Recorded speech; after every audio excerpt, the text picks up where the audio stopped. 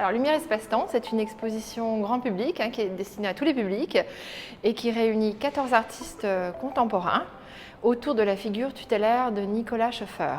Alors qui est Nicolas Schoeffer ? Eh bien d'abord c'est un artiste majeur de la deuxième moitié du XXe siècle.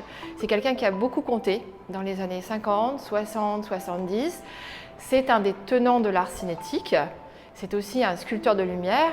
Et il a pour, je dirais, spécificité ou identité forte d'avoir été le génial précurseur de l'art interactif, de l'art en temps réel, c'est-à-dire toutes ces œuvres qui interagissent, réagissent avec leur environnement et qui sont aujourd'hui une forme de création très répandue dans l'art contemporain.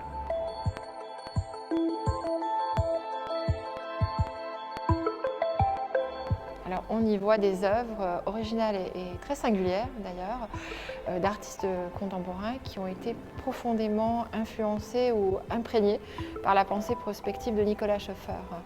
Alors, ce sont pour la plupart des œuvres qui utilisent et qui réfléchissent la lumière. Vous avez également l'illusion de la lumière, celle d'un coucher de soleil avec toutes ces nuances colorées d'Adrien Lucas.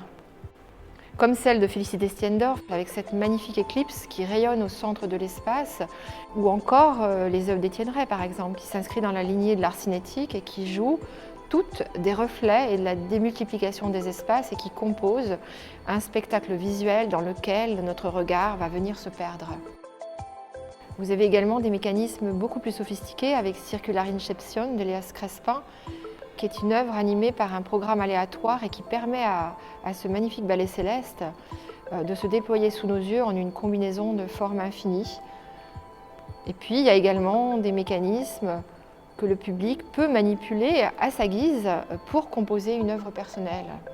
Et ce robot de Nicolas Schoeffer m'a fait écho à son tour à la pièce de Justine Aymar qui montre un dialogue extrêmement touchant entre un chorégraphe japonais, Mirai Moriyama, et un robot androïde, Alter, qui est un robot émotionnel et qui réagit, qui interagit aux mouvements, aux signaux lumineux et à la parole du chorégraphe.